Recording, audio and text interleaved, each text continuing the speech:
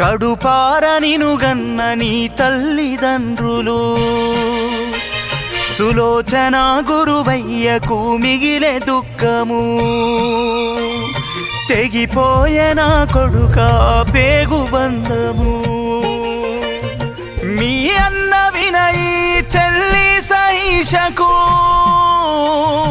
తోడబుట్టినోళ్ళకైనావ దూరము ఇల్లు చీకటి చేసి చేరావ స్వర్గము దైవమా